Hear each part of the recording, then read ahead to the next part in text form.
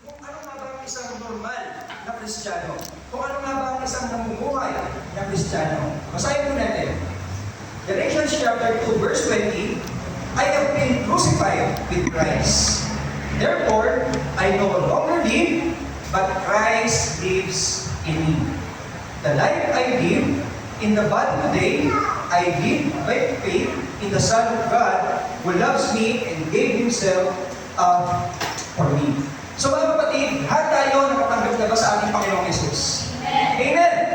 Lahat ba tayo dito, tinatanggap ang ating Diyos na si Jesus bilang ating tagapagligtas? Amen! Hina, magsabi ka na amen? Amen! So mga kapatid, kung lahat tayo nakakakilala na sa ating Diyos, lahat tayo kilala natin si Jesus na nagpakapako sa krus para sa ating mga kasalanan, ito pong verse na to ang magpapaalala sa atin kung paano tayo mabubuhay bilang isang Kristiyano.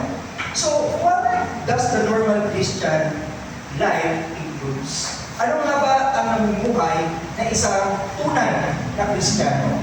Number one, mga kapatid, a normal Christian life includes sacrifice. Alam niyo po, kapag narinig natin yung word na sacrifice, madalas allergic ang tao dito. Madalas ayaw ng tao na nagsasacrifice. Kasi bakit? Pag nagsasacrifice tayo, meron nawawala sa atin. Di ba? Pag nagsasacrifice tayo, meron tayong paghihirap na pwedeng maranasan. Kapag nagsasacrifice tayo, mga kapatid, meron tayong binibigay na effort. Ano ba yung sacrifice na madalas alam natin sa mundong to? Di ba? Tuwing Holy Week, meron pong ginagawang sakripisyo ang mga tao. Siguro, ilan sa kanila, magpa-fasting, magsasacrifice ka, hindi ako kakain ng karne tuwing Friday. Kaya napuso ang mundo tuwing Friday. Mas wala kakain ng karne. So kung wala, di ba, iba naman, magpipinitensya, magharang-basang sa likod. Di ba yung mga nalalaman natin sakripisyo ng mga tao sa mundo natin ngayon, harang sa likod, pinitensya, or kaya naman maglalakad ng paluhod sa Quiapo, simula dun sa labas hanggang sa altar. Di ba, ayun yung mga alam natin sacrifice. Pero alam niyo po, mga kapatid, yung sacrifice na yun, na nalalaman natin, is ang sacrifice na namamanipulate. Ibig sabihin, sacrifice na nag-take advantage. Na akala natin, yun yung gusto ng Diyos, pero hindi po pala.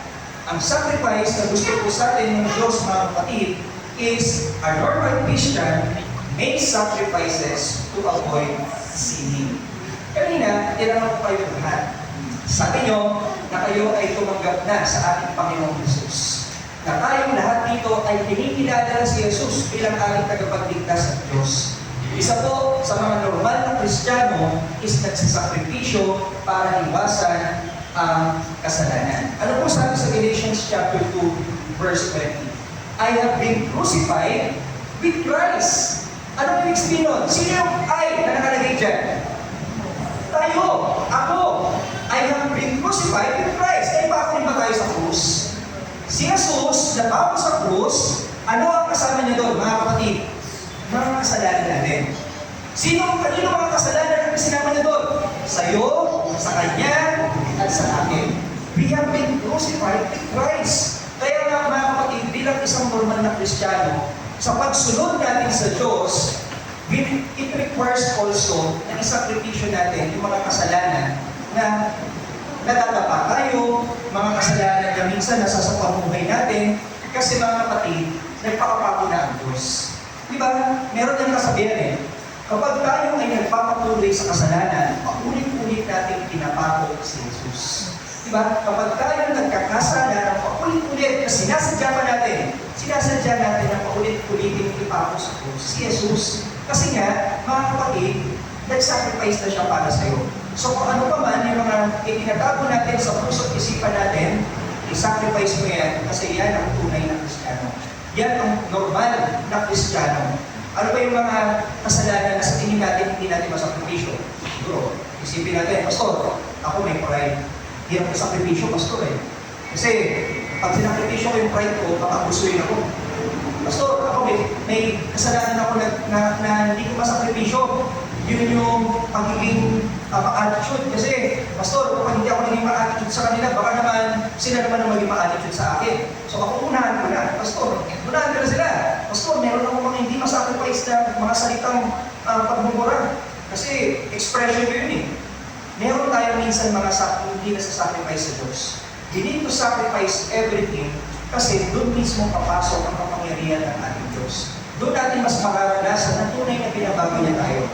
So, mga kapatid, since Jesus Christ, have been crucified dahil sa kasalanan natin at sinasakripisyo natin ang kasalanan natin sa Kanya, ano pong kasunod? Therefore, I no longer live. Tignan niyo, parang kayo, I have been crucified with Christ, therefore, I no longer live. Ano ibig sabihin po ng therefore?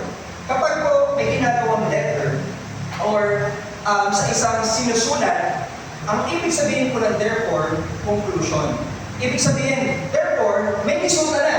Di ba? Kunyari, ito po, sinabi niya, I have been crucified with Christ. So therefore, ang resulta, hindi na ako yung pagbuhay. Di ba? Hindi na yung gusto ng laban ko ang masusunod. Hindi na yung gusto ng kasalanan ko ang gagawin ko. Hindi na ganoon, mga kapatid. Kasi, ano na tayo?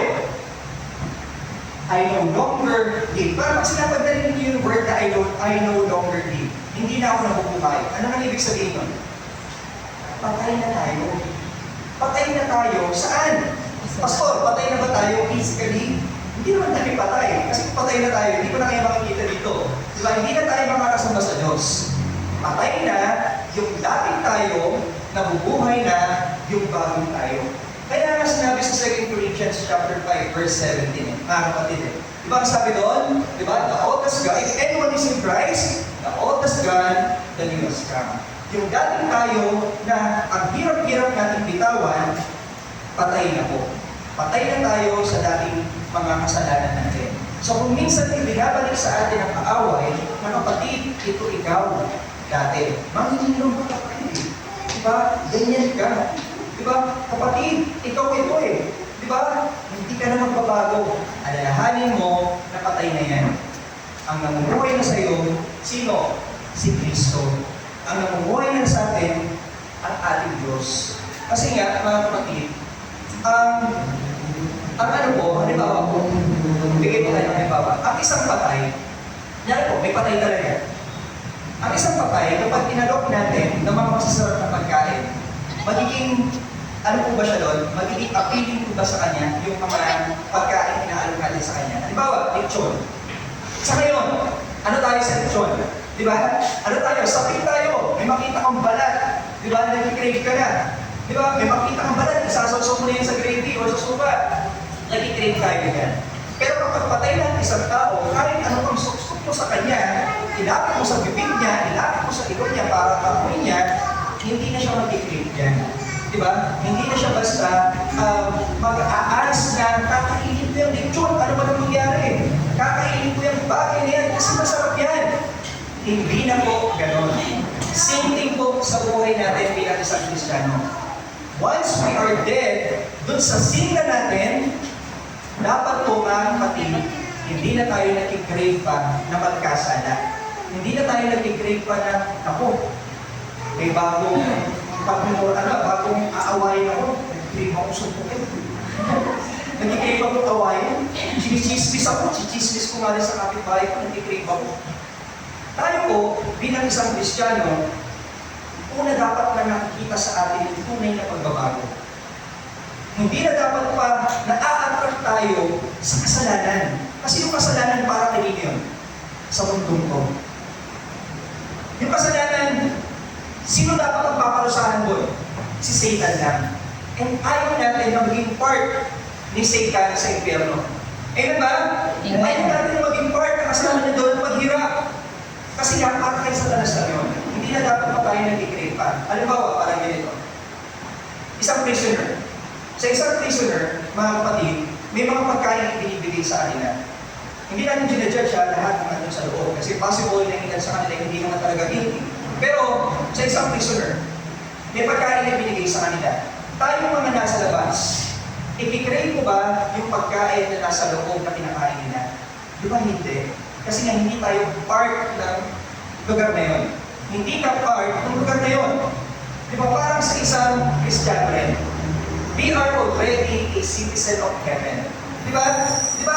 Tayo lahat dito, kung tinanggap natin si Jesus, naging anak ka niya. Di ba sabi sa John 1:12? Ano sabi doon, mga kapatid? Siya ay tinanggap natin bilang ating Diyos, nagkaroon tayo ng pagkakataon na tawagin niyang Mga anak. anak. Anak ka na niya. Kung anak ka na niya, kapit ka na ng pamilya niya. Kung anak ka na niya, nakatira ka na sa langit. Ang panunungan natin, balang araw, makakasama niya sa langit. So we are a citizen of heaven. So hindi na natin i-degrade ang mga nasa mundong to. Kasi patay na tayo dito. Buhay tayo sa langit. Amen ba? Amen. So pastor, bakit ganon? Bakit kahit na alam ko na patay na ako sa dati ng kasalanan, pastor, bakit ganon? Kahit na alam kong sinakripisyo ko na ito sa Diyos eh. Yung hindi na ako ininom ng Red Doors, or siguro gawin natin modern. Hindi na ako ininom ng soju, modern yan. Hindi na ako ininom ng soju, pastor, bakit nakikinig pa rin ako? Bakit na-attract pa rin ako? Bakit, pastor? Bakit? Uulitin ko, mga kapatid, ang namatay sa atin, yung spirit natin na nag-desire sa mundo ko. Ang naborn again po na sa atin, spirito po natin. Pero yung flesh natin, nabubuhay pa. Alam niyo po, naglalaban ng flesh tsaka spirit ng Diyos. Di ba? Kung sino madalas na pinapakain, yun ang madalas na nananalo. Halimbawa, dalawang aso. Pinagsasabong natin. Isang aso na maputi, isang aso maitim. Gusto natin na manalo yung aso puti kasi yan yung paborito natin aso. Halimbawa lang. Di ba? So, dahil ang aso puti ang gusto natin manalo, ano gagawin natin? Tututumin natin yung isa. Di ba yung itim? Papakainin natin ang papakainin ng aso, siguro bibigyan natin ng mga vitamins, or kaya kung ano pa man, kakantahan pa natin, kung ano pa man, para lang maging malakas siya at malusog. Di ba? Yun ang gusto natin, para manalo siya. Para pag nagsabong sila, talbog kagad itong isa, yung maitim na aso. Same thing din sa espiritu natin. Ano ang madalas yung mas pinapakain? Yung laman natin, hindi yung pagkain na literal, yung gusto ng laman, o yung gusto ng spirito mo. Madalas ba napapakain mo ng salita ng Diyos ang spirito mo? Or madalas nasusunod ang gusto ng laman mo? Kasi ganito lang yan eh. Ano ba sabi ni Jesus sa Bible? Di ba nung siya tinutukso? Nung si Jesus tinutukso, anong sabi ni Jesus kay Satan? Satan, a man must not live by the bread alone, but by every word of God.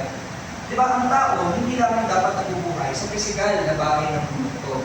Dapat ang tao nabubuhay din sa salita ng Diyos. Pinapakain ba natin ang espiritu natin araw-araw? Baka naman pag binuksan ko yung puso nyo, yung espiritu natin malnourished na. Di ba? Baka naman hindi na makakain yan. Baka wala nang laman. Di ba? Baka buto-buto na lang. Na parang isang pitik lang sa'yo ng Diablo. Talbog ka na. Di ba? Sabihin sa'yo ng Diablo, magmura ka. Tapos ko na mamura ka agad. Tawag sa'yo ng Diablo ka. Kasi ang payat-payat mo eh. Sabi sa'yo, kasi hindi ka napapakain. Mga kapatid, as a normal Christian, as we live this normal life as a Christian, pakainin nyo ang mga espiritu nyo. We need to make sacrifices. Hindi lang naman actually sa pagsuko ng kasalanan. Sometimes we need to make sacrifices by making time to God. Diba? Mag-sacrifice ka. Anong oras ka ako gumigising? Alas 6. Yung alas 6 na yung oras na pasok ko yun. Doon na lang ako gumigising. Paano mo mapapakain yung espiritu mo? Paano ka makakapag-devotion? Paano ka makakapagbasa ng Bible at makakapag-pray? Kung yun na lang, diba madali ka na? Siguro, pastor, mag-sacrifice ako pag-gising ng mga alas 5. Sometimes we need to make sacrifices.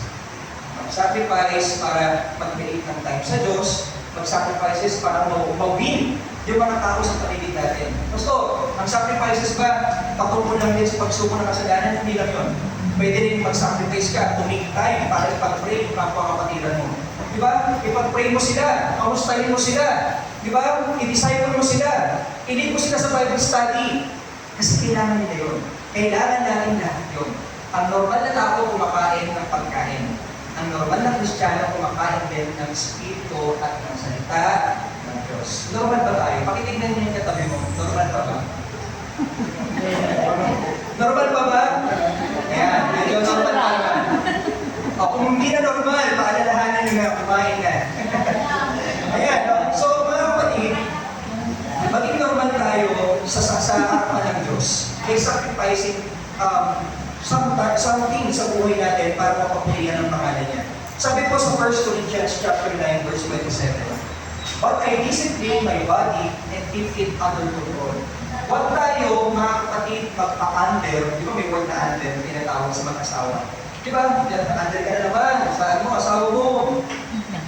Dito, huwag din tayo magpa-under kay Satan. Huwag ka magpa-under sa gusto ng laman. Di ba? Sabihin sa'yo na naman mo, chismis mo na yan, chinismis ka kahapon eh. Chismis mo na, i-post mo na yan. Pinost ka kahapon eh. Minaydi ka, i-post mo rin. Bawihan mo. Sabi ng Espiritu mo, "Pag, iskala mo na, pag. Huwag mo na rin, huwag mo i-post, huwag mo pahin. Kasi iskala ka. Magmahal ka, magmatawag ka." Sabi ng Espiritu mo, sabi ng naman mo, "Bakit ako susunod sa'yo? Mas palit ka sa akin." Di ba? Ang gagawin mo anong gusto ko. Huwag magpatalo sa laman. Huwag magpatalo sa gusto ng flesh natin. Hindi na tayo namumuhay dito.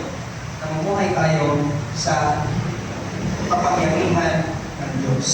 Magsabi nga ng Amen ang namumuhay sa kapangyarihan ng Diyos. Amen. Amen. So, mga kapatid, huwag po tayo magpa-under control sa kaaway. Huwag po tayo magpa-under control sa gusto ng flesh natin. Make sacrifices. Siguro magbigay tayo ng halimbawa.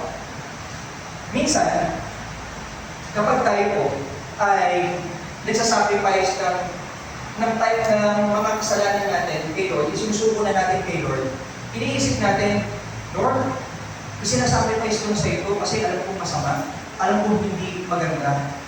Kaya lang Lord, minsan masarap. Kaya lang Lord, minsan, parang gusto ng laman ko." Halimbawa, ganito.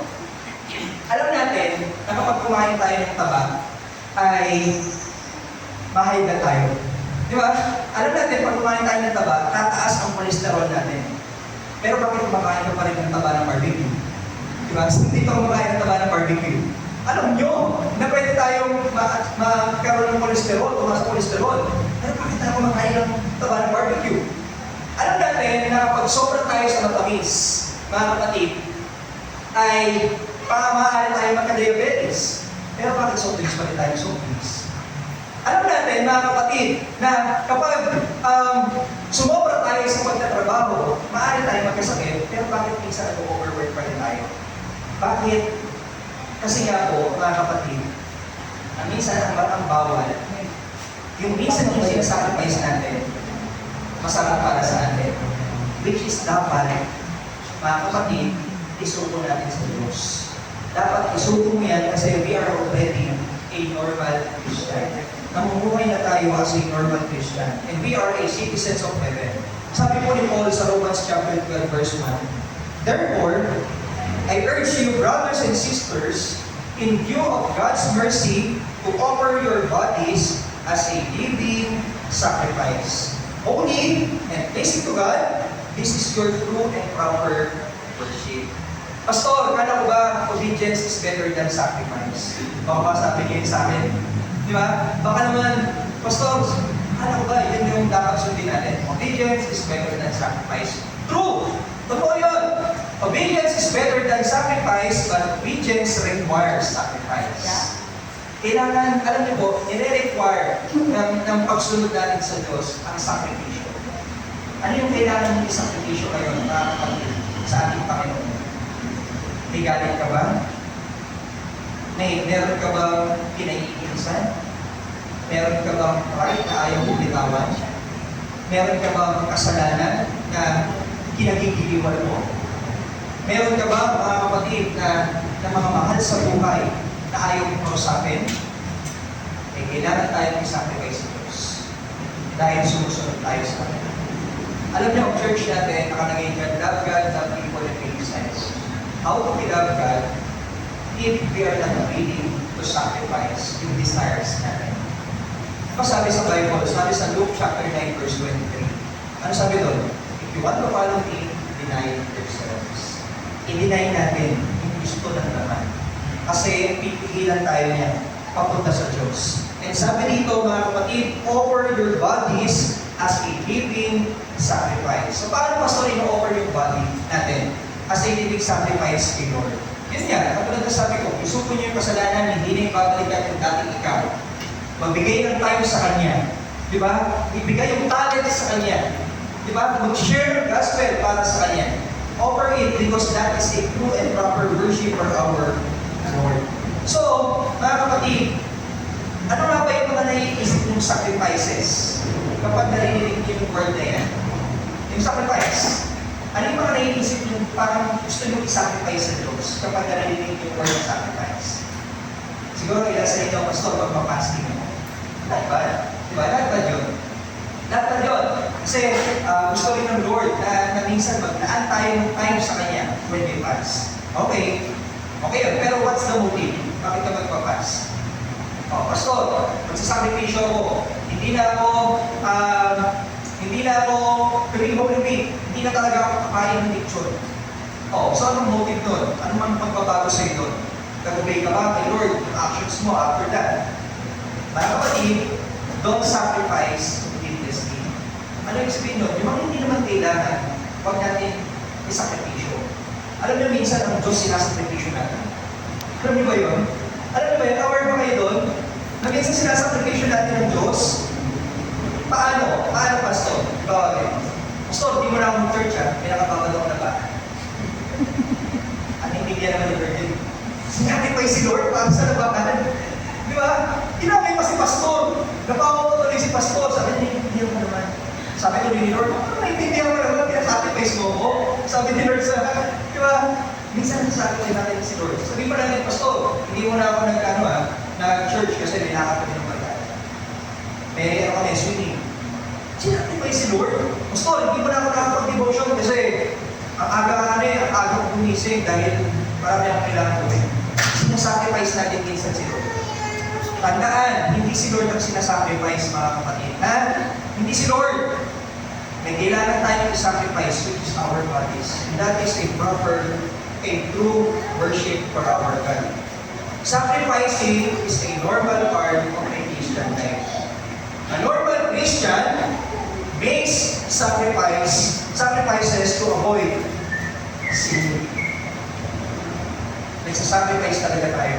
Kung tayo po ay nahuhulog sa kasalanan kapag mag-isa tayo, dahil sa cellphone natin, make sacrifices. Lumayo ka na, huwag kang mahayaan mag-isa ka. Subukan mo na laging may kasama ka. Kung napapamura tayo, tuwing din nagugulat tayo, make sacrifices. Ang gagawin mo? Ako marami yung program mo. Pila mo na. Diba? Kung nagagalit ka, may nasasabi kang hindi maganda, lumayo ka na lang. Make sacrifices. Because that is a normal Christian. Sabi niyo mga kanina, tinignan niyo yung katabi niyo. Sabi niyo normal pa sila. Diba? O pakitignan niyo ulit yung katabi. Normal pa ba? Normal pa ba? Normal pa naman. Yan. Normal pa daw. Sabi sa Matthew chapter 16, verse 24. Then Jesus said to the disciples, whoever wants to be my disciple must deny themselves and take up their cross and follow me. Diba? As we go through sanctification, last time, pinag-aralan natin yung word na sanctification. Ano yung sabihin nun? Yung nagiging holy tayo sa bawat araw. Nagiging righteous tayo sa bawat araw. Kumbaga, nababawasan ng paunti-unti yung mga kasalanan natin. As we go through that, pinabawasan natin, sinasacrifice natin unti-unti. Yung kasalanan natin, halimbawa, nagdala tayo, dala-dala natin yung cross. May dala-dala ka rin yung bagahe ng kasalanan. Bibitawan mo, yari, dala ka. Dahil nabibigatan ka na, bilang isang Kristiyano, bibitawan ko na natin kayo ko. Nakakalakad ka na ngayon na medyo mabilis. Bibitawan ko na natin kasalanan mo ito. Inuunti-unti natin, as we go through sanctification, yung mga kasalanan na sinasacrifice natin. Kasi nga, that is a normal Christian. Kapatid, may mga sinakripisyo na ba kayo? May mga binitawan na ba kayo? May mga isinuko na ba kayo sa Diyos? Kung nahihirapan kayo isuko, mga kapatid, huwag nyo nang patigasin yung puso nyo. Huwag nyo nang hayaan na parang araw, lulubog tayo sa bagay na yan. Huwag nyo nang hayaan na parang araw, hindi na natin kayang tumayo pa kasi hindi natin binitawan. Diba? Huwag niyong hayaan mga kapatid na matalo tayo dahil sa kasalanan na yan. Alam niyo po sa mga Israelita, meron po sila, ang isang Israelites po mga kapatid, they are called to be victorious sa lahat ng gera na nakakalabanin nila. They are called to be victorious. Na manalo manalo sa lahat. Pero alam niyo, may one time na natalo sila sa gera. Alam niyo kung saan? Natalo sila doon pa sa maliit na grupo. Alam niyo bakit? Na hindi sila sinakripisyo. Meron silang pinanghawakan pa na galing doon, na dapat binitawan. Sabi ni Lord, bitawan mo eh. Sabi ni Lord, alisin mo. Pero bakit hindi nila inalis? Kasi gusto nila. Ang naging result, talo sila. Kaya minsan talo tayo. Di ba? Ayaw natin bitawan yung mga nagpapatalo sa atin. Bitawan mo natin yan. Because God is a normal Christian. Yan po ang tunay talaga natin bilang sa Christian.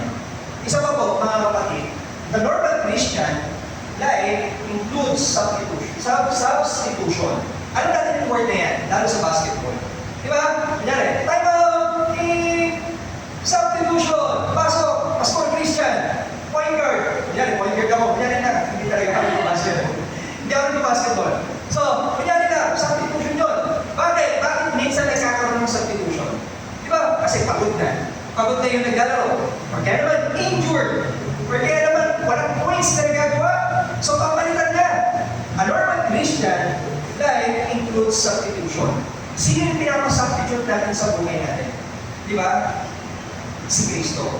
Sabi po sa Galatians chapter 2, verse 20, Christ lives in me. Si Kristo namumuhay sa akin.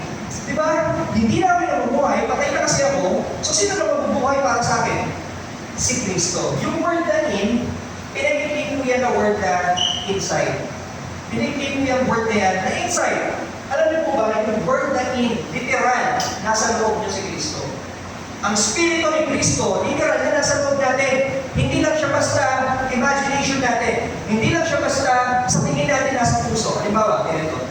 Di ba, kapag may mga namatay tayo mahal sa buhay, sabihin natin, hayaan mo, kapatid, paano, kunyari, hindi lang nagsasalita, mahal kayo, pero lagi kang nasa puso't isip ko, lagi kang, oo, totoo yun. Lagi silang nasa puso't isipan natin, pero wala na yung espiritu nila dito. Di ba? Wala na talaga. Nasa langit na. Pero si Jesus, na totoong buhay, nasa iyo talaga. Nasa puso mo talaga. Nasa buhay mo talaga. Ang tanong, totoo ba na nandun talaga siya? Totoo ba na siya talaga yung buhay? Totoo ba na si Kristo talaga ang kumikilos? Totoo ba na nag-substitute na si Kristo sa'yo? Alam niyo po, si Kristo ang nag-substitute sa atin sa kamatayan na panghabang buhay. Diba? Yung sa impyerno, niligtas niya tayo doon dahil sa pagpakapako niya sa krus. Sa buhay din natin ngayon, bilang isang buhay pa na tao, si Kristo rin ang dapat ang mag-substitute sa atin. Ulitin ko yung sinabi sa 2 Corinthians chapter 5, verse 17. Pakinext slide po. Sabi yan, therefore, if anyone is in Christ, he is a new creation. The old has gone, the new has come. Kumbaga, ganito yan eh. Makikita na ng tao sa paligid mo, teka lang, Pastor Christian, hindi ikaw yan ah. Bakit parang iba ka na? Bakit parang pag nakita na kita, may aura ka na, nakakaiba? Bakit kapag nakita na kita, bakit parang gusto kong ipag-pray mo ko? Dati hindi ka ganyan eh. Dati kung patukan mo ko, daanan mo lang ako, patukan mo na ako eh. Bakit parang nagbago ka na? Di ba? Bakit parang iba ka na? Kasi gawin yung tunay na Kristiyano. Mapapansin din ng ibang tao. Mapapansin ng tao yung dati ikaw, iba ka na magsalita, iba ka na gumalaw, iba ka na mag-react, iba ka na mag-post. Dati pag pinost mo, ang babaeng ito, bla bla bla. Grabe kung makasabunot. Abot hanggang, alam niyo yun? So, masakit na yung sumulot. Grabe yung post pa. Pero ngayon, nagpo-post na ng mga Bible verse, nagpo-post na ng mga magagandang bagay, makikita nila iba na tayo. Kasi nag-substitute na si Jesus. Nag-substitute na ng ating Panginoong Diyos. Kaya lang ang problema kasi minsan, mga kapatid, sa buhay ng isang Kristiyano, kahit na alam natin na si Jesus ay nasa loob, bakit yun? Parang hindi pa rin siya yung nag-ahari. Bakit parang hindi pa rin siya yung talagang nag-substitute sa akin? Bakit? Alam niyo po, meron pong tatlong uri ng tao. Meron pong tatlong uri ng tao. Siguro possibilities, at baka isa tayo dito, na kaya minsan hindi natin napapansin na parang naumuwi pa tayo sa Kristiyano. Una, meron pong natural man. Natural man, yung natural na tao. Ngayon mga kapatid, sa natural na tao, ang puso niya, meron pong upuan.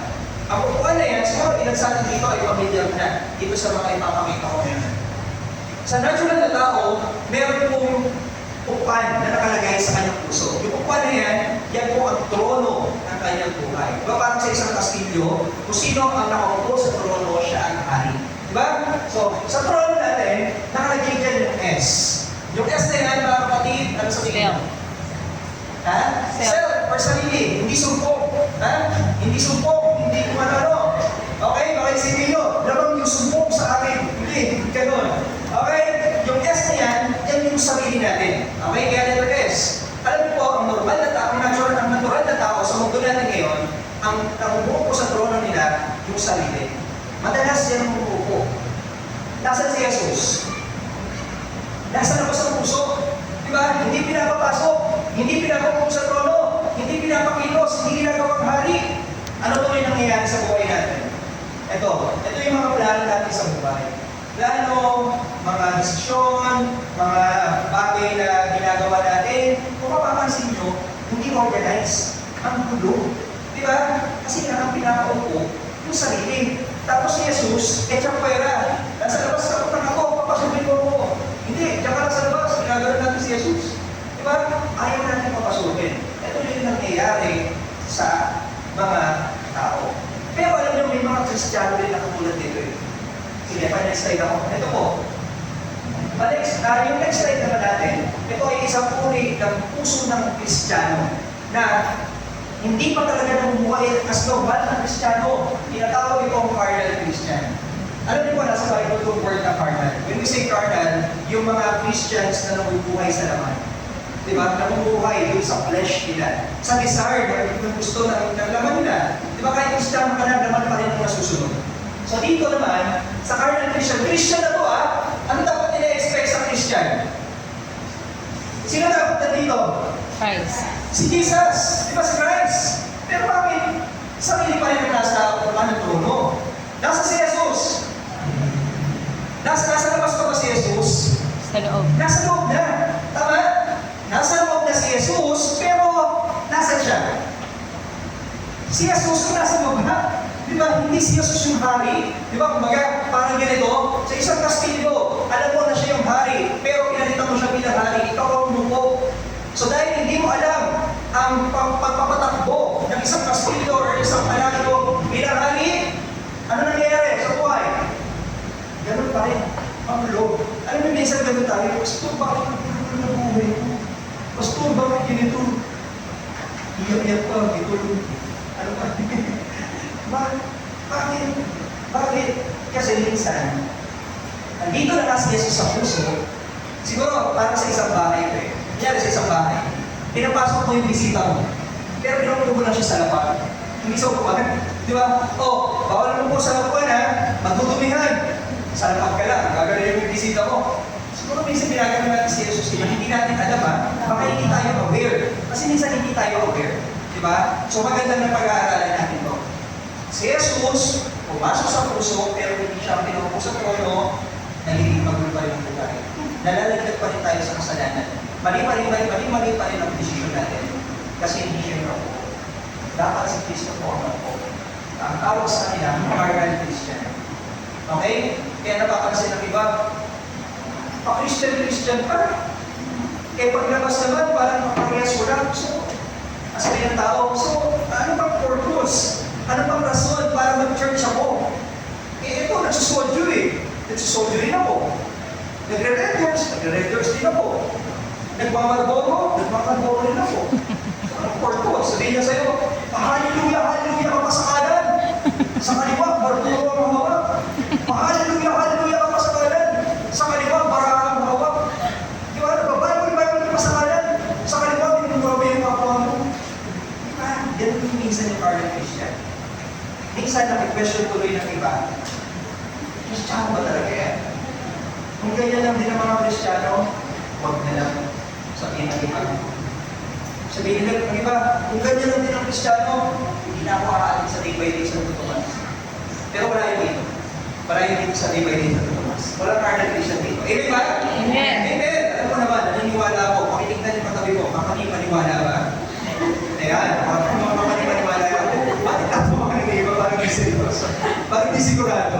So, huwag tayo magkaroon ng puso katulad nito. Na Christian pero lamang pa rin ang flesh. Ito dapat ang puso na meron tayo mga kapatid. Okay, next slide please. Ito po ang normal na Kristiyano. Yung Kristiyano na spiritual. Yung Kristiyano na namumuhay kay Kristo. May puso, nasa na tayo? Nasa na isang po? Sa gilid, nasa na? Sa baba. Nasa baba na. Diba? So hindi na tayo umuho. Sino na umuho dito? Si Kristo. Si Jesus. So dahil si Jesus na ang pinupuno, si Jesus po, dahil siya ay Diyos, ano tawag sa kanya? Omniscient. All-knowing. Pag alam mo na yung umupo sa trono ay alam ang ginagawa niya, magtitiwala ka ba o hindi? Titiwala. O halimbawa, magbigay tayo. Pag alam mo na yung driver ng sasakyan na sinasakyan mo, alam mag-drive at alam mo kung saan sila pumunta, magtitiwala ka o hindi? Magtitiwala. Pero yung umupo dyan, wala namang lisensya, tapos nagka-drive, hindi alam kung saan pupunta, magtitiwala ka o hindi? Siyempre hindi. Mas magtitiwala tayo dun sa all-knowing. Magtitiwala tayo dun sa Diyos. Kaya kapag si Kristo po ang umupo sa trono ng ating buhay bilang isang normal na Christian, tignan niyo yung mga plano at desisyon ng buhay sa buhay natin. Nagiging maayos. Pastor, wala na bang problema? Wala na bang tuksok na kasalanan kapag si Kristo na ang nandyan? Meron pa rin problema. Meron pa rin mga tuksok na pwede gawin ng kaaway. Pero ano po ang diferensya? Si Kristo lang ang bahala. Tutulungan ka niya. Ma-overcome na natin. May peace na tayo, may kapayapaan na tayo, may kagalatan na tayo. Dahil si Kristo na po ang nakilus. Alam niya na po kung paano tayo tutulungan. That is a normal Christian. A normal Christian, mga kapatid, sinasubstitute si Lord kaysa sa gusto ng sarili natin. Alam niyo po yung flesh natin, hindi physically, hindi literally. Injured talaga tayo. Yung spirit natin, injured talaga dahil sa kasalanan. Kaya kailangan natin ng substitution. Which is si Lord, which is si Jesus. Kailangan siya po ang pamilusin natin. Para mabuhay po tayo bilang isang normal na Kristiyano. So, every time, mga kapatid, na may mga ginagawa tayo sa buhay, ask, what would Jesus do? Alam niyo yung word na WWJD? Diba? Siguro medyo pamilyar tayo. Yung what would Jesus do? Halimbawa, balikan natin, may nakaaway ka. Sino pa ikiranin mo? Kristiyano na, tapos may nakaaway ka. Tapos sa tingin mo, kaya na kong talagpasin, pero hindi pinalipas. Sino pinahiran mo? Carnal Christian, normal Christian? Carnal Christian.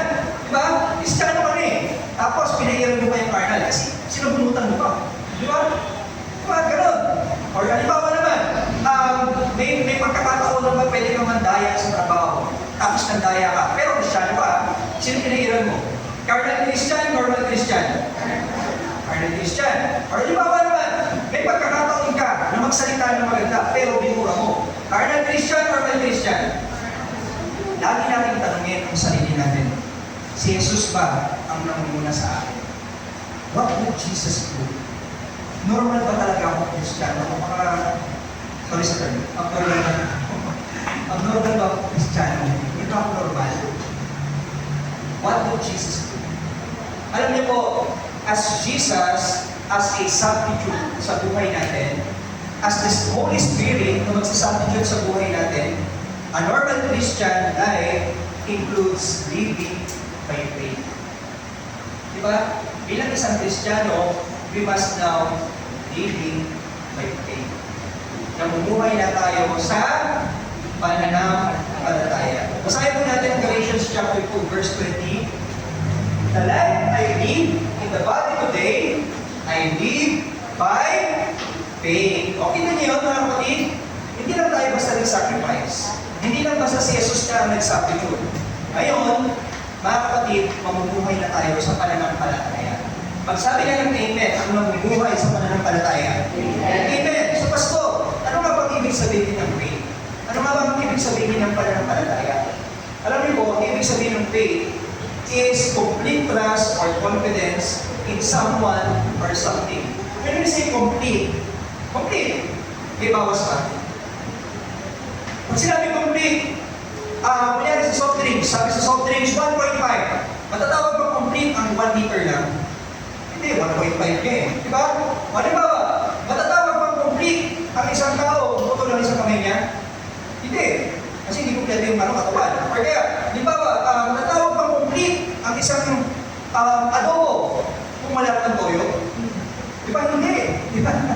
Ang tawag doon. Sukalan tapos ang karne. Kapapakasi ko lang yung niluto mo. Hindi yan adobo. Diba? Hindi siya matatawag na complete. Sa pananampalataya natin, this is a complete trust. Buong-buong pananampalataya, buong-buong pagtitiwala, buong-buong confidence sa Diyos na kumikilos sa iyo at kumikilos sa akin. Sabi po sa Hebrews chapter 11 verse 1, now faith is the substance of things hoped for, the evidence of things not seen. Pastor, ano nga ba yung mga pagkakatiwalaan natin sa Diyos? Alam niyo po, ang pagtitiwala sa Diyos. Ano po yan eh? Madali pong maniwala sa Diyos. Pero hindi lahat nagtitiwala sa Diyos. Diba? Halimbawa, naniniwala ka ba na si Kristo ay tagapagligtas mo? Amen? Diba? Amen? So ngayon, kapatid, dahil naniniwala ka na si Kristo ay tagapagligtas mo, at naniniwala ka ba na si Kristo ang magpo-provide ng pangangailangan mo? Sabi na amen? Amen. Naniniwala ang lahat. Okay. Isuko mo yung trabaho. Isuko ba natin? Hindi basta. Di ba? Hindi basta. Di ba? Hindi tayo basta magtitiwala. Kasi source of income natin yun. Sometimes people, naniniwala sa Diyos pero hindi naniniwala. Tapos sabihin niya, Lord, isusuko mo ba itong trabaho ko? Sabi ni Lord sa'yo, isuko mo yan anak. Kasi illegal yan eh. Anong palataya ka sa akin? Lord, dito ako kumukuha ng pagkain. Kahit illegal to Lord, may binibigay ko sa akin ng income. Sabi ni Lord sa'yo, manampalataya ka sa akin. Ayaw isuko. Kasi kaya ayaw magtiwala. Parang ganito yan eh. Minsan may nakita ko po sa Facebook. Isa siyang babae na nakasabit sa parang trunk na pulo. So nakasabit siya, tapos may mga, ang tawag doon, mga pag. So, may mga pag. Ano kailangan ng pag? Ang tawag doon? Ayun, hamog. May hamog. So may hamog, hindi kita yung baba. Sabi niya, tulungan niyo ako, tulungan niyo ako. Sabi nung nasa baba, tumalon ka! Tumalon ka! Kita ka namin dito sa baba, hindi ko kita. Sabi nung nung nakahawak sa pram. Paano ko tatalon, hindi ko nakikita. Sabi nung nasa baba, tumalon ka na, kita ka namin. Alam niyo po, minsan hindi natin kita yung kaya ibigay sa iyo ng Diyos. Pero gusto ng Diyos na magtiwala ka sa Kanya. Gusto ng Lord na ibigay mo totally lahat sa Kanya. Yung buong buhay mo, ipagkatiwala mo sapagkat mapapatunayan ng Diyos doon sa bagay na yun ang gagawin niya. Di ba tinatawag natin ang Diyos natin na Jehovah Jireh? Ano yung sabi Jehovah Jireh? God my provider. How can God be your provider kung hindi mo siya kaayaan ng magiging sa'yo? Diba? Alam niyo po kung anong ginagawa ni Lord para iparami sa'yo that He is a provider. Ano sabi po sa Philippians chapter 4 verse 6 to 7? Kung sabi doon, don't worry about anything. Instead, pray about everything. And after that, ano sabi doon nakalagay? He will give you peace. Diba? Peace that no one can offer you. Hindi maiintindihan ng tao. Unang ibibigay sa'yo ng Diyos kapag nananalangin tayo for provision, kapayapaan. Hindi kagad ibababa doon, yan na, bigay ko sa isang libro. Hinihingin yun, di ba? Hindi kagad gano'n. Unang ibibigay sa atin na Lord alam yung kapayapaan. And after na ibibigay niya kapayapaan, wisdom, to look for opportunity na ibinibigay niya para pasukan natin, para pagkakitaan natin. Ganun ang pinagawa ko ni Lord when He provides everything for us. And sometimes, God uses people to provide for us. Kung gugulat kami mag-aapay sa'yo, gugulat ka na lang, mayroon mga nag-pray for you, or kaya naman, gugulat ka na lang, mayroon mga nag-chat sa'yo. So, minsan gumagamit talaga ang Lord. So, di ba, ano ba ang mga katangian ng Diyos na pwede natin pagkatiwalaan? Naniniwala tayo that our God is Jehovah Rapha. Di ba? Sinasama natin sa prayer yan, God is our healer. Di ba? The great healer. Ang Diyos natin. So paano natin malalaman na ang Diyos ay great healer? Pag may sakit ba ako, mamamatay na ako sa sakit, sabi ko, our God is my great healer. Hindi na ako pupunta ng doktor. Kapatid, please, isak ka na sa gitna ng musubi, hindi ako pupunta ng doktor. Kailangan pupunta ng doktor. Di ba? And gagamit ng Lord ng doktor para pagaling tayo. Di ba? The Lord is also balance ang Diyos.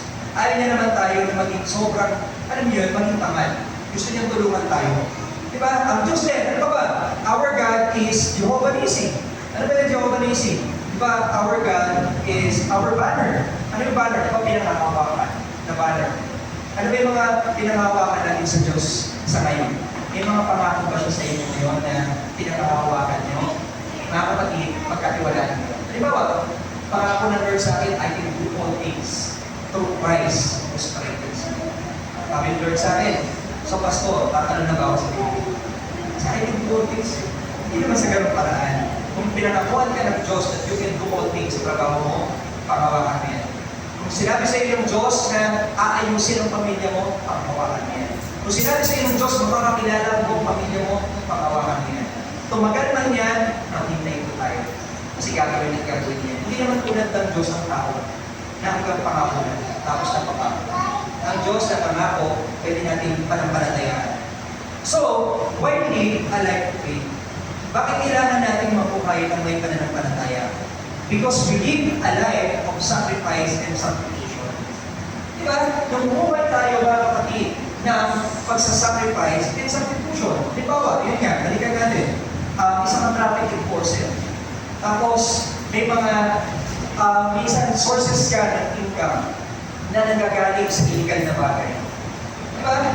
Mas Lord, yung sacrifice to illegal na gawain, pangumotong sa mga driver. Kasi natagal ako sa pamilya ko. Sabi ni Lord sa'yo, itawan mo na yan, anak. So, saan papasok ang pananampalataya doon? Sa pagsasacrifice mo na. Na dahil sa sacrifice mo, doon papasok ang blessing ng Diyos. Dahil sa pagsasubstitute mo sa gusto ni Lord sa'yo, doon po papasok ang kapayapaan ng ibigay sa pagkira ng Diyos. If you will not obey, what do you really need to pay for? Para sa pag-obey. Kung hindi ka mag-obey. Nag-obey ba ang mga taga-Santo Tomas? Hindi naman mag-obey. Dalawa na nga mag-obey Mag-obey ba kay Lord ang mga taga-Santo Tomas? Amen. Amen. Because our life of faith, mga kapatid, sets the stage for God's power and miracles. There is no glory to God in the realm of the possible. Alam niyo po, sa mundo natin, hindi mag-glorify ang Diyos sa flesh. Mag-glorify ang Diyos sa faith. Mag-glorify ang Diyos in spirit sa lahat na ginagawa natin para sa Kanya. So, mga kapatid, live a life of faith. Pastor, paano ba kami mag-live by faith? Paano? Una, trust God. Do not rely on what is seen. Kung nakikita mo ngayon, parang imposible, posible po sa Diyos. Minsan may napanood akong video. Isa po siyang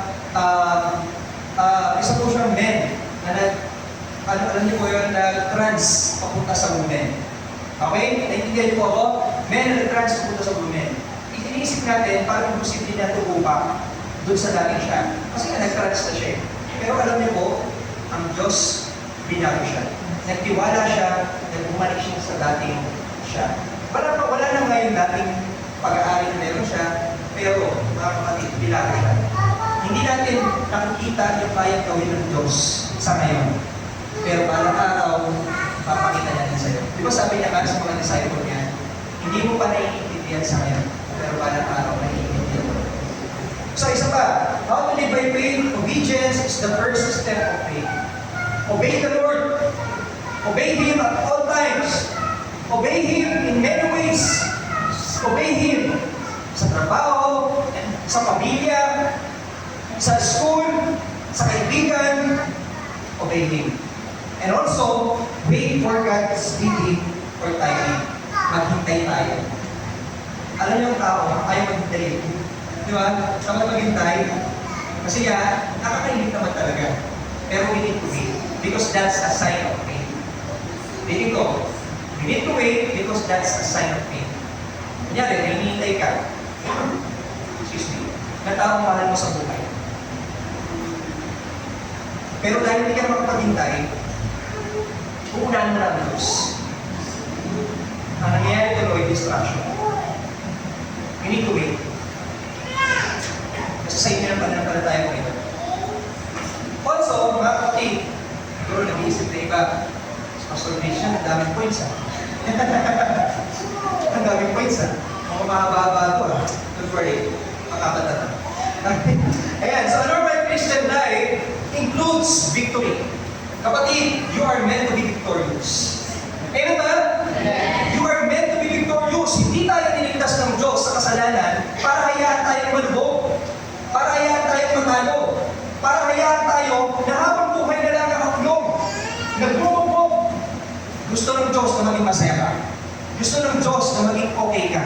Gusto ng Diyos ang better for you. That's why we are meant to be victorious. So the normal Christian life includes victory.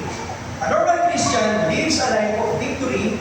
Ibig sabihin, lumalaban tayo at nagtatagumpay. Ang isang Kristiyano, tinawag po tayong warrior. Di ba? Diba may kanta ka, a warrior is God. Mag-army. Diba? Diba may mga kanta dito? Sometimes we fall.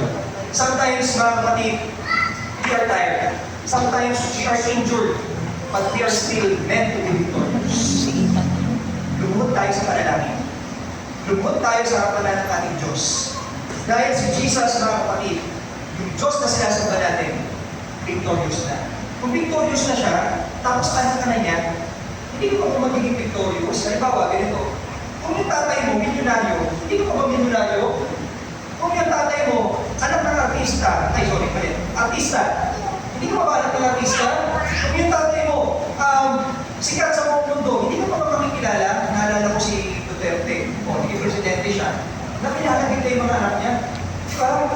Kasi ganun ang buhay. Ganun din sa isang Kristiyano. Dahil alam ng tao sa buong mundo na ang Diyos na si Kristo na overcome ng death, na defeat si Satan, na defeat ang death, na defeat ang suffering, you can also be victorious. Jesus is victorious, so you should also be. Since Jesus is in you, there is victory over temptation. May mga kapatid, may mga kusuba na nagpapalagdag sa iyo sa mga oras na ito. Meron ba? Kung meron, huwag na kayo magkasa kamay. Hindi na lang kayo. Napigilan. Napigilan. Mga kapatid, kung meron man, you are already victorious by God. Gusto mo na rin sa Diyos. Ano ba? Mga kapatid, since Jesus in you, there is victory in answered prayers. Diba? Victorious na tayo kasi ang Diyos nakikinig sa panalangin mo. Tuto pa rin niya yan. Maniniwala ka at pananampalataya ka sa Kanya. Parang araw sasabihin sa iyo ng Diyos, tignan mo anak, victorious ka na dyan. Huwag ka maniwala sa sasabihin ng basta ng tao. Huwag ka maniniwala sa sasabihin basta ng kahit sino. Dahil ang Diyos, kapag sinabi niya, gagawin niya. Just to share you some nailing testimony na. Hindi lang to. Ulit-ulit kong sinasabi ko. Hindi ko kasi this is a testimony. Alam niyo po, sabi ng doktor sa akin, nung kami po mag-asawa ni Jen. Mag-asawa pa rin naman kami. Mag-asawa pa rin naman kami. Mga kapatid, sabi ng doktor, hindi ko kami magkakaanak. Nagpa-check up kasi kami. Tapos nakita na marami siyang bukol sa kanyang ovary. So may pitos siya. Sabi ng doktor, hindi kayo magkakaanak, maliit ang chance nyo. Siguro 1% lang ang chance. Ako, siyempre, bilang isang tao, nasaktan. Diba? Bilang isang tao, naluluha, nalulungkot. So, pero may part sa akin, parang gusto kong tanggapin. Parang, sige, okay lang, dalawa na lang kami. So, alam niyo po ba, sabi ng Diyos sa amin, magkakaanak kami. Sabi ng Diyos sa amin, magkakaanak kayo. Hindi kami basta makapaniwala. Then one time, nagulat ako, nag-pity siya, buntis siya. Sabi ko, paano nangyari yun?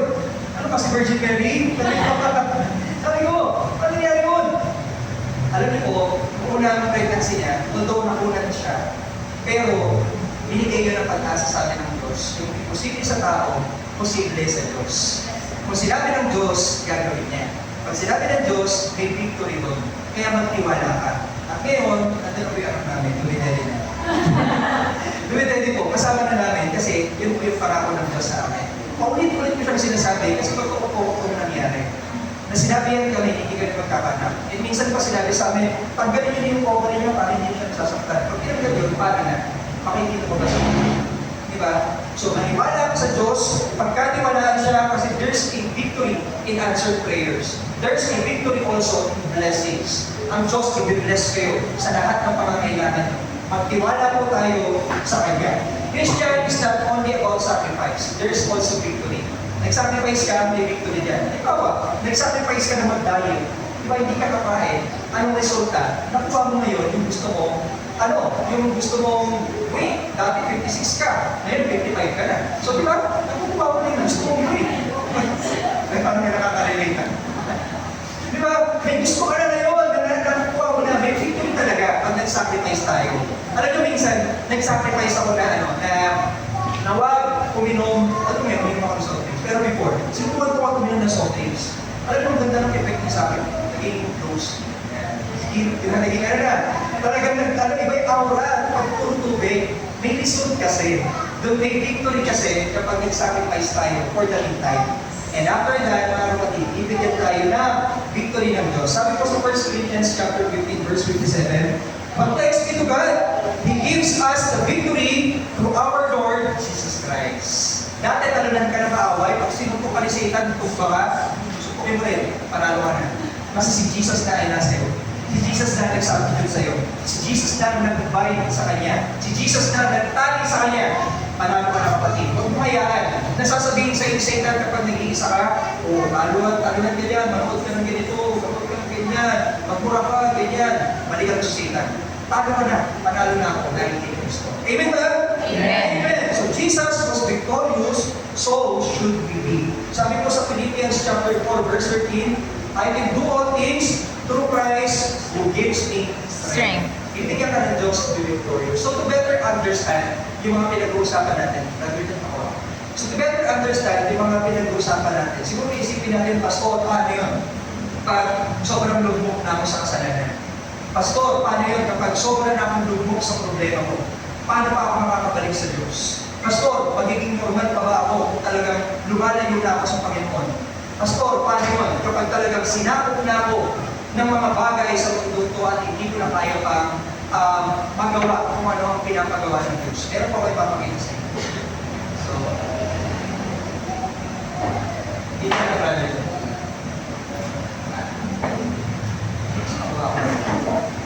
So, minsan kasi naiisip natin yun parang ang hirap ng bumalik sa Diyos, Pastor. Parang ang layo-layo ko na.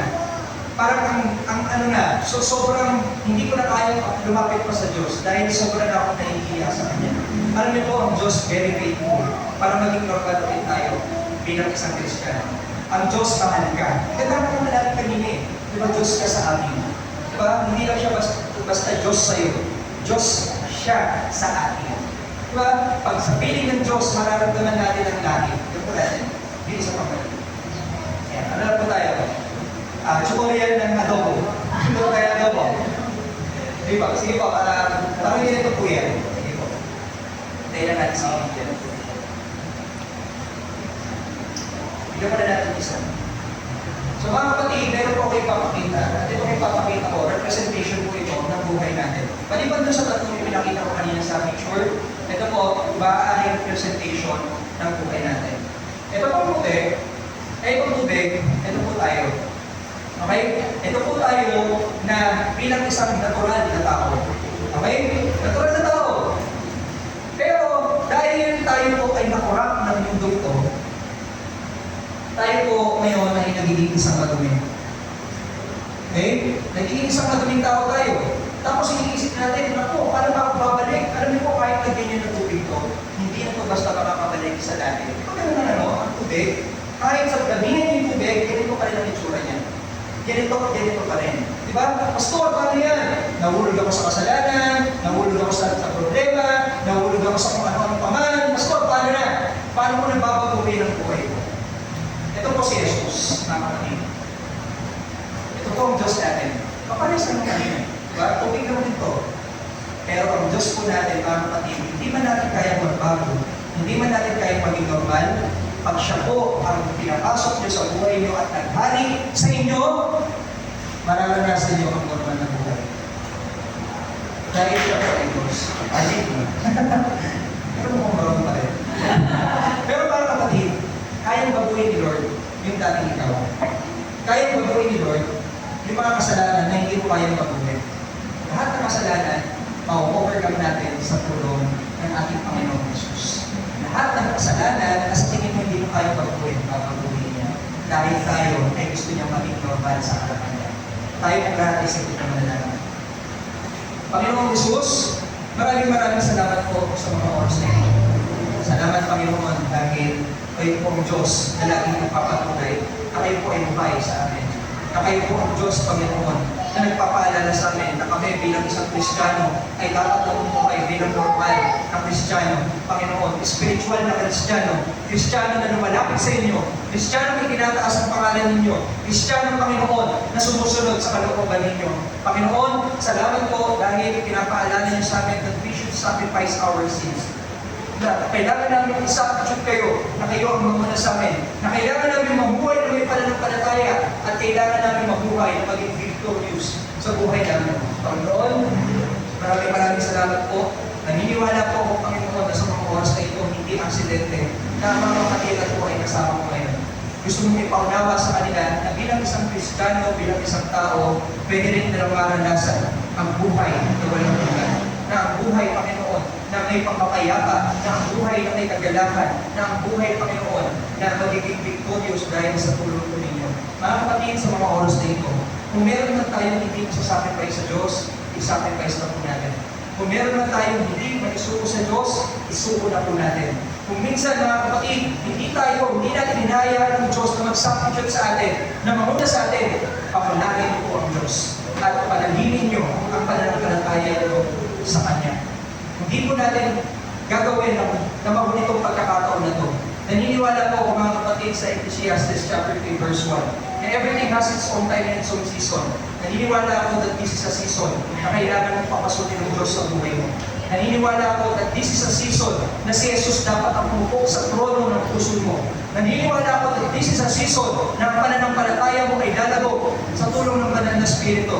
So mga kapatid, kung gusto nyo tanggapin ang ating Panginoong Jesus, na siya na ang pumupo sa trono ng ating buhay, sundan niyo po itong panalangin ito. Panginoong Jesus, maraming salamat po sa oras na ito. Patawarin niyo po ako sa mga kasalanan ko. Isinusuko ko po ang lahat ng mga kasalanan ko sa isip, sa salita, at sa gawa. Salamat po sa ginawa nyo sa krus. Dalangin ko na kayo ay papasukin ko sa puso ko bilang aking tagapagligtas at hari na uupo sa trono ng aking buhay. Amen. Let me pray for you. Panginoon, maraming salamat po sa mga oras na ito. Naniniwala po ako, Panginoon, na kayo po ang bahala at kumilos sa buhay ng bawat isa. Na kayo po ang bahala at kumabay sa buhay ng bawat isa. Na kayo po, Panginoon Jesus, na magpapakita ng kalooban ninyo at magpapakita na kayo po ay tunay sa buhay po nila. Kaya Panginoon, ikaw na nga po ang gabay, ikaw na nga po ang umalalay, ikaw na nga po, Panginoon, ang magpapakita na ikaw po ay tunay. Thank you, Lord God, for everything. We bring back the highest honor and glory to you. In Jesus' name we pray.